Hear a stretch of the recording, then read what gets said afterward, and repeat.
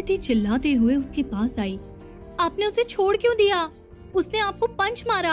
आपको तो उसके दांत तोड़ देने चाहिए थे। रिलैक्स अदिति, राहुल बोला। मुझे यहाँ कोई सीन नहीं क्रिएट करना था। वैसे भी यहाँ लड़ाई होती तो बात HOD एंड फिर डीन तक जाती, एंड अगर गलती से भैया को पता चल जाता तो। अदिति ने ये सुनते ही राहुल से नजर चुरा ली।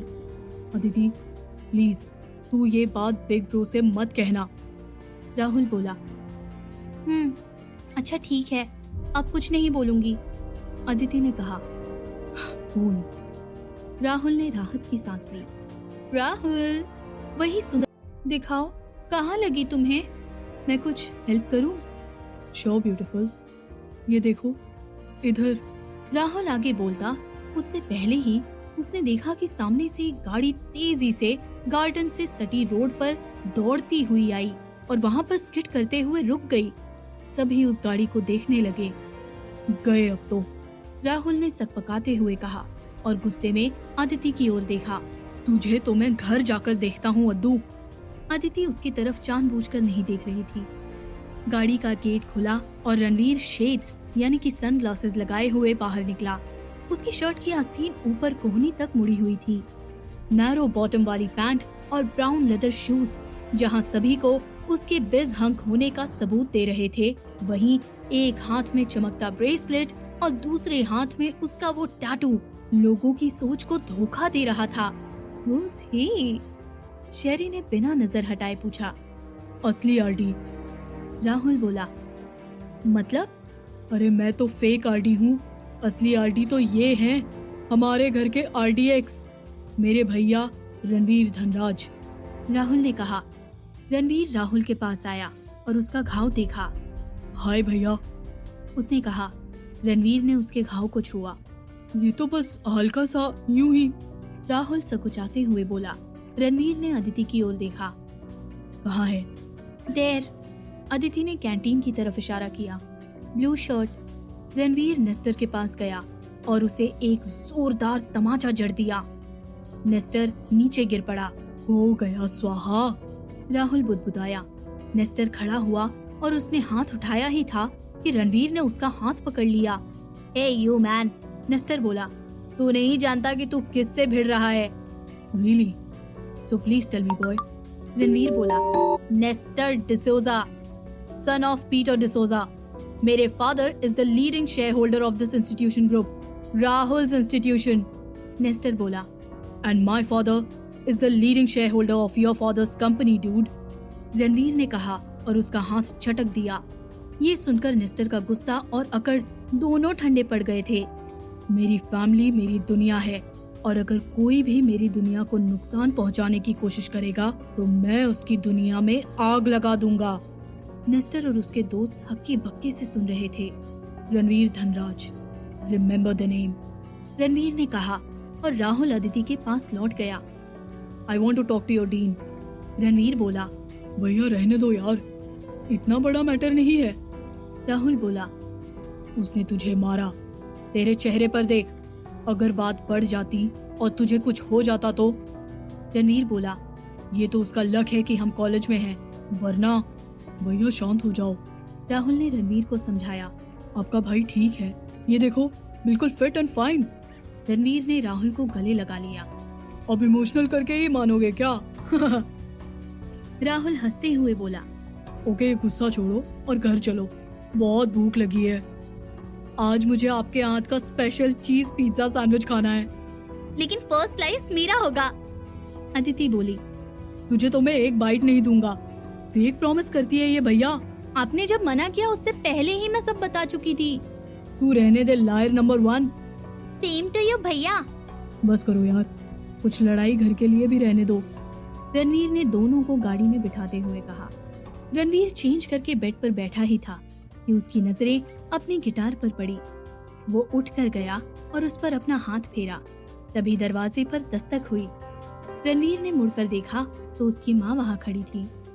अरे मॉम, आइए ना, कुछ काम था? क्यों? क्या मेरे बेटे के पास आने के लिए मुझे काम का बहाना चाहिए? अभिलाषा जी बोली। नहीं मॉम, मेरा वो मतलब नहीं था। रणवीर मुस्कुराते हुए बोला। तो कैसा गया तुम्हारा सीईओ के रूप में पहला दिन? उन्होंने बैठते हुए पूछा। बस मॉम, ठीक था। रणवीर अपनी माँ की गोद में सर रखकर बैठ गया। तुमने गिटार प्ले करना बंद कर दिया है ना रणवीर? मॉम, गिटार मेरा पास्ट है और मैं नहीं चाहता कि मेरा पास्ट मेरे फ्यूचर को अफेक्ट करे। बच्चा, कुछ आदतें पास्ट या फ्यूचर नहीं होती हैं, वो तो बस होती हैं। अगर वो हमारे दिल को सुकून देती हैं, तो उसे जारी रखने में कोई हर्ज नहीं। अभिलाषा जी ने उसे समझाया। जी मॉम, मैं इस बारे में जरूर सोचूंगा। रणवीर ने कहा। ओह, मुझे तो आदित्य के लिए मिल्क शेक भिजवाना था। पढ़ाई कर रही है तो उसे चाहिए होगा। अभिलाषा बोली। ओके मॉम, आप जाइए। रणवीर उठते हुए बोला। अभिलाषा जी खड़ी हुई और दरवाजे तक जाकर एक बार रणवीर को मुड़कर देखा। रणवीर अपने में ही खोया हुआ सा था। अभिलाषा जी आंखों में आंसू लिए वहाँ से निकल गई। क्या हुआ? तुम इतनी परेशान क्यों हो? शांतनु जी ने अभिलाषा जी को गुमसुम देखकर कहा। बच्चे हमसे छुपाने के लिए कितना कुछ करते हैं, लेकिन ये क्यों नहीं समझते कि हमने जन्म दिया है उनको। हम उनकी आंखें पढ़ लेते हैं। अभिलाषा जी बोली। रणवीर से मिलकर आई हो? शांतनु जी समझ गए थे। कभी कभी मुझे लगता है कि हमने अन्याय किया है उसके साथ। अभिलाषा जी भावुक हो गई। ऐसा नहीं है अभिलाषा। हाँ, उस समय परिस्थिति ही ऐसी थी कि हम हमारे 7 साल के बच्चे को छोड़कर बिजनेस के लिए बाहर चले गए और 6 साल बाद लौटे। अभिलाषा जी ने जैसे बात पूरी की थी। शांतनु जी चुप थे। उनके पास इस बात पर कोई सफाई नहीं थी। शांतनु, उसने हमसे एक बार भी इस बात की शिकायत नहीं की।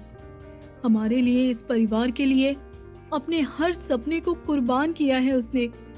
और हमने क्या दिया उसे? जिम्मेदारियों का इतना बड़ा बोझ, और वो भी इतनी कम उम्र में। मानता हूँ अभिलाषा कि हमने ये ज्यादती की है उस पर, लेकिन ये तुम भी जानती हो कि अगर इस जिम्मेदारी को कोई संभाल सकता है तो वो रणवीर ही था। उसका जिम्मेदार होना उसके लिए इतनी बड़ी सजा बन जाएगी, ये उस बच्चे ने कभी नहीं सोचा होगा। अभिलाषा जी बोली। आई एम सो सॉरी अभिलाषा। शांतनु जी भी भावुक हो गए। यहाँ दोषी मैं हूँ, वो हाथ जोड़ते हुए बोले। अभिलाषा जी ने उनके हाथ थामे और उनके सीने से लग गई। हम दोनों तो एक दूसरे का दर्द बांट लेते हैं शांतनु, पर रणवीर, उसका दर्द तो केवल वो झेलता है। अभिलाषा जी ने कहा। हमारा बेटा फिर से दिल खोलकर हंसेगा अभिलाषा, मुझे पूरा विश्वास है। अब ईश्वर से यही प्रार्थना है कि रणवीर की जिंदगी को भी कोई अपनी खुशबू से भर दे, वो जो उसे पूरा करे। अरे लेकिन वो किसी को पसंद तो करे। शांतनु बोले। उसकी उम्र के लड़कों को खुद की उम्र जितनी बार प्यार हो जाता है, और ये एक महाशय है जो इस बारे में सोचना ही नहीं चाहते हैं। पता नहीं क्या शांतनु, मुझे ऐसा लगता है कि अगर रणवीर किसी के पास नहीं जाना चाहता है तो उसकी किस्मत उसे उसके हमसफर तक ले जाएगी, और आप देखना वो बहुत स्पेशल होगी। ऑफ कोर्स, जो हमारे रणवीर को पूरा करेगी वो स्पेशल तो होगी ही। शांतनु जी मुस्कुराते हुए बोले। राहुल और उसके दोस्त कॉलेज में बैठे हुए थे। कल की घटना के बाद नेस्टर तो वहाँ आस पास भी नहीं था, और रणवीर की शिकायत के बाद कॉलेज मैनेजमेंट ने कुछ एक्स्ट्रा प्रोजेक्ट्स भी अपॉइंट कर दिए थे। यार राहुल, कल तेरे भैया ने जो क्लास लगाई है ना नेस्टर की, वो आज भी क्लास में घुसने से डर रहा है। निकुंज बोला। यार मेरे भैया वैसे बहुत सॉफ्ट और शांत हैं, लेकिन उनकी फैमिली उनकी स्ट्रेंथ भी है और वीकनेस भी। अगर हमारी फैमिली को कोई हार्म करे तो फिर मेरे भैया रणवीर से वीर बन जाते हैं, और सामने वाले के पास रन करने के अलावा और कोई ऑप्शन नहीं बचता। सभी ये सुनकर हंसने लगे। वेल राहुल, क्या तुम्हारा भाई सिंगल है? शेरी ने पूछा। ओ मैडम, राहुल ने शेरी को घूरते हुए कहा। ही इज सिंगल, लेकिन तुम उनके बारे में कोई सेकंड थॉट्स मत पाल लेना। रणवीर भैया मेरे, तुम्हारे, हम सब की लीग के नहीं हैं। उनकी क्लास ही अलग है। तो क्या उन्हें कभी प्यार नहीं हुआ? निकुंज ने पूछा। हुआ था एक बार जब वो कॉलेज में थे, लेकिन कभी उस लड़की से ये कहने की उनकी हिम्मत ही नहीं हुई। What? फिर शेरी ने पूछा। फिर क्या, भैया BE फिनिश कर MBA प्रोग्राम के लिए ऑस्ट्रेलिया चले गए और फिर कभी ना तो उन्होंने इसके बारे में जिक्र किया और ना प्यार। राहुल ने कहा। मेरे भैया ऐसे ही हैं, अपने और अपनों में जीने वाले। यार बचपन में तो तेरे और अदिति के साथ मस्ती की ही होगी ना भैया ने, निकुंज हंसते हुए बोला। राहुल की मुस्कुराहट ये सुनकर गायब हो गई। नहीं, एक्चुअली हमें बचपन में भैया के साथ ज्यादा टाइम स्पेंड करने का मौका नहीं मिला। राहुल ने बताना शुरू किया। जब भैया 7 साल के थे तब पाके बिजनेस एक्सपेंशन के कारण उन्हें और मॉम को इंटर कंट्री और सिटी रहना पड़ा। अदिति उस समय 1 और मैं 3 साल का था। इस कारण मॉम और पा हम दोनों को अपने साथ ले गए और भैया को घर दादा दादी के पास छोड़ दिया। मॉम बताती है कि उस दौरान उनकी भैया से 2-4 दिन में एक बार बात होती थी। मॉम को बहुत बुरा लगता, लेकिन भैया कभी उनसे कोई शिकायत नहीं करते और हमेशा पा के लिए विश करते। दादी ने बताया था कि जब 6 साल बाद सब सेट करके पा और मॉम हमारे साथ वापस घर लौटे तो भैया ने एक दिन पहले रात से कुछ नहीं खाया था। जब मॉम ने उनसे पूछा तो बोले कि आज आपके हाथ का खाना जी भर के खाऊंगा। मॉम ये सुनकर भैया को गले लगाकर बहुत रोई। उस दिन से भैया हमारे लिए भाई कम और पेरेंट्स ज़्यादा बन गए। मॉम और पा तो तभी भी बिजी ही रहते थे। तो इस पीरियड में भैया ने एक दोस्त, गाइड और गार्जियन बनकर हमारा ध्यान रखा। सभी तल्लीनता से सुन रहे थे, कुछ थोड़े भावुक भी हो गए थे। राहुल आगे बोला। मॉम ने हमेशा मुझे और आदिति को एक बात सिखाई है कि तुम दोनों न्यू जनरेशन हो, अपने फैसले खुद ही लोगे। कभी हम पेरेंट्स की बात मानोगे तो कभी नहीं, लेकिन एक बात हमेशा ध्यान रखना, चाहे कुछ भी हो जाए अपने भैया की बात कभी मत टालना। उन्हें हमेशा वो दर्जा देना जो वो डिजर्व करते हैं। अदिति ने वहाँ आकर बात पूरी की। राहुल ने मुस्कुराते हुए अदिति को अपने पास बिठाया। रणवीर भैया मॉम की जान और पा का गुरूर हैं। वो सच में बहुत स्पेशल हैं, अदिति ने कहा। यार सही में, निकुंज बोला। रणवीर भैया तो हम सबकी लीग के तो बिल्कुल नहीं हैं। उनके लिए तो भगवान जी ने आउट ऑफ द बॉक्स ही बनाई होगी।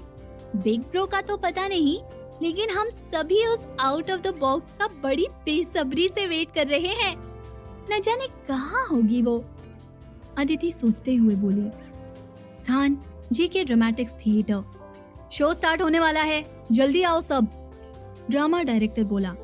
अरे सब वहाँ क्या कर रहे हो, कोई लाइटिंग भी तो देखो, आर्ट एक्सपर्ट चिल्लाते हुए बोला। और ये पर्दा, डायरेक्टर बोला। ये ऊपर से इतना ढीला नजर आ रहा है, ऐसे तो लोग पहले ही समझ जाएंगे कि ये गिरने वाला है। नहीं सर, वो ठीक हो रहा है, एक आर्टिस्ट बोला। कैसे हो जाएगा, अपने आप हो जाएगा क्या?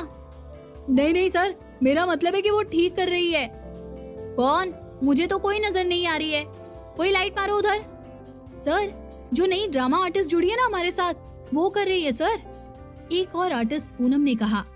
वो उसे 2 दिन हुए हैं ज्वाइन किए हुए और खुद को इंटर्न कम और एक्सपर्ट ज्यादा समझती है, डायरेक्टर बोला। अब तो काम खराब होना ही है, देख नहीं रहे आप, 2 दिनों से वो जो भी करती है काम बनता नहीं बल्कि बिगड़ जाता है, एक आर्टिस्ट बोला। हे भगवान, किसने भेजा उसको ये करने के लिए, किसने? डायरेक्टर चिल्लाया। सब चुप हो गए। नीचे बुलाओ उसको अभी, डायरेक्टर बोला। अरे लाइटिंग तो चालू करो यार, मुझे फोकस देखना है लाइट का। आर्ट एक्सपर्ट बोल बोल कर थक गया था। सर बस काम हो रहा है, 2 मिनट बस, पूनम ने समझाने की कोशिश की। नहीं करवाना काम उससे, कोई और कर लेगा, नीचे बुलाओ उसे अभी। तुम मुझे उसका नाम बताओ, क्या नाम था उसका? डायरेक्टर दिमाग पर जोर डालते हुए बोला। रिमझिम, पूनम बोली। हाँ, डायरेक्टर ने गला साफ किया और चिल्लाया। रिमझिम। शोर के बीच कोई रिस्पॉन्स नहीं आया। रिमझिम, वो और जोर से चिल्लाया। Present sir. वो अपने घुंघराले बालों को चेहरे से हटाते हुए खड़ी हुई। सर पर्दा इन आ आ आ आ।